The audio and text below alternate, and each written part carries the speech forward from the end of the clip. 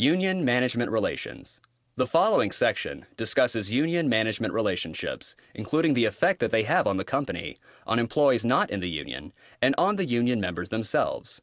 It is very important to consider the effect that a union may have on employees when deciding whether to form or join a union. A union fights for workers' rights, safety, and benefits. On the other end of the spectrum, a union may also stifle the growth of the company, which could delay you in achieving your career goals. In the extreme case, a union may lead to a loss of work by means of a lockout. Let's see how Gary Wheeler, former UPS SR HR Director and current President and CEO of the Virtual HR Director, approaches these theories in practice.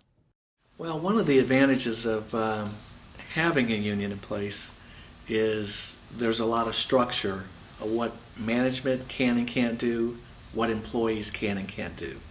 And that's in a part of that collective bargaining is it establishes some very concrete rules and guidelines in the workplace. One of the disadvantages of that is that you're not able to make changes and react, and sometimes you have to hold to those guidelines a more stricter way, and it can penalize the company, but it also can penalize the individualism of an employee, meaning they're not able to do certain things on their own. If the company is solid and the union is a respectable negotiator, then the benefits are usually pretty good for a union employee.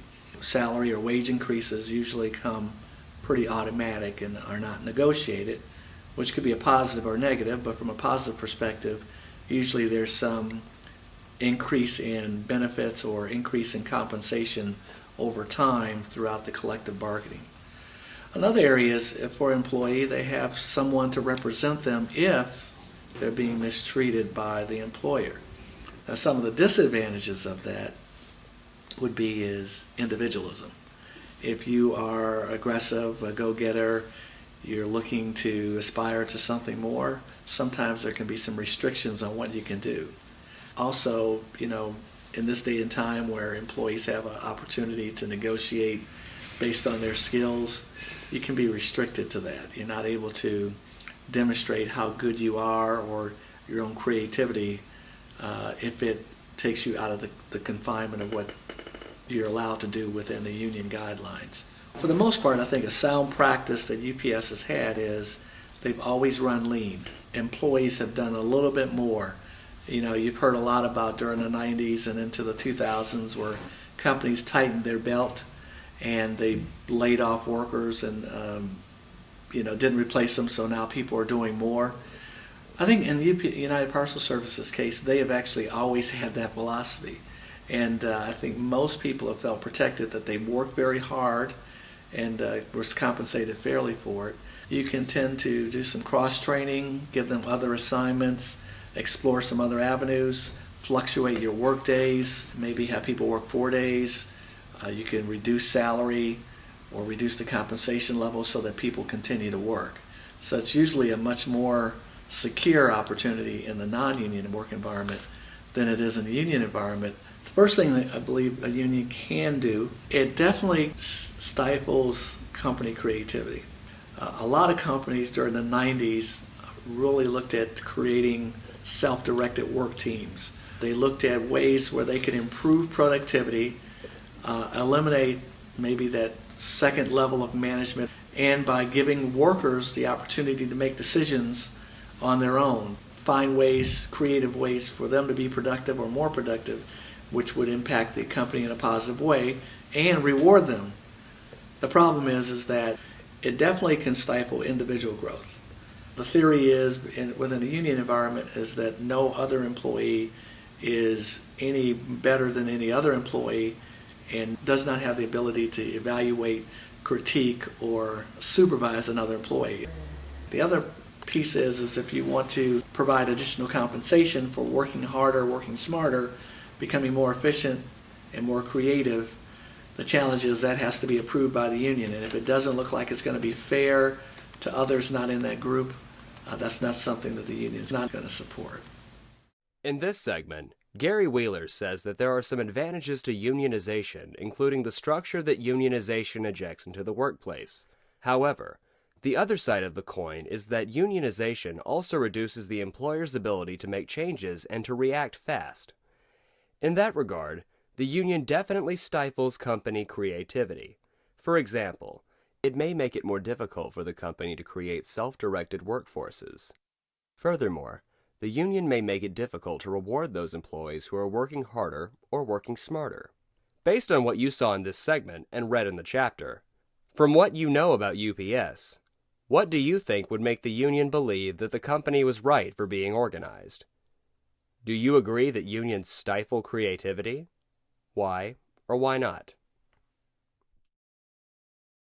Union workers in certain industries and in certain positions may earn a little bit more than a non-union worker. It depends on the organization, and it depends on the collective bargaining, depends on how long the organization's been around. Some union dues or initiation fees could be as much as $1,000 or $2,000. And certain dues are typically a couple of hours per month. So how does that offset what your hourly wage would be or salary if being compensated by a union? So there's so many depends on that one. But if you had to take it across the board, typically a person being paid by the union is going to be paid slightly more than a non-union employee. Keep in mind, all of the union employees in a certain grade, certain level, certain seniority are going to all make the same. So a person who's in a non-union environment who may excel in their field will actually be able to get a higher compensation than the rest of the group that they may be working with. Now, most professional jobs are not organized because, again, people have a latitude and an educational background, and they have flexibility in their jobs. You know, anyone in management, full or part-time, is not represented by a union. You're going to find more union representation where there are specific duties, responsibilities in a job that are repetitive. At the United Parcel Service, anyone who handled a package, for the most part, is a union employee. Loaders, unloaders, delivery drivers, anyone who worked on equipment or machinery, such as mechanics, and of course the pilots, International Pilots Association. The American economy has been moving away from a union type of structure for several years now, and that I don't think that momentum is going to change unless the laws in the U.S. change. What is the replacement for that? There's actually a couple of things out there, and some companies have it, what's referred to as an alternative dispute resolution process. And that gives employees an opportunity to, if they're not being treated fairly or if they're impacted in a negative way, to bring those concerns to the company. The first step in that is having some type of an open door policy where an employee is able to go in and talk with their manager or supervisor about their concerns or issues. And they sit down and try to work through those so that it's the best satisfaction of the employee and the company. And I think that's really what needs to take place and continue to take place. And then if the employee feels like they're being mistreated, have a process in place where the employee can present that to a higher level of management within the organization. If that doesn't work, maybe with a peer group. If that doesn't work, maybe through a mediation process. And many companies have embraced that, and that seems to work very well for those organizations. In this segment, Gary points out that an employee in a non-union company who excels may find it easier to get higher compensation. He also points out that an American economy has been moving away from a union-type structure for many years, partly because there are other replacements for unions, such as alternative dispute resolution processes. Based on what you saw in this segment and read in the chapter, do you agree that employees who excel in non-union environments earn more than they would in unionized companies? Why? According to the chapter, what other replacements for unions have helped reduce union membership? Now take a moment to consider the following hypothetical situation. As a human resources representative, how would you approach the following? All right, so you are in an organization and you've had a unionization attempt that's been successful. The union has been certified. You have bargained in good faith.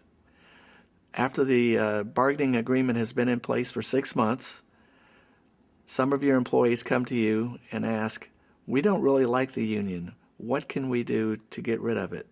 What can you do as the HR director?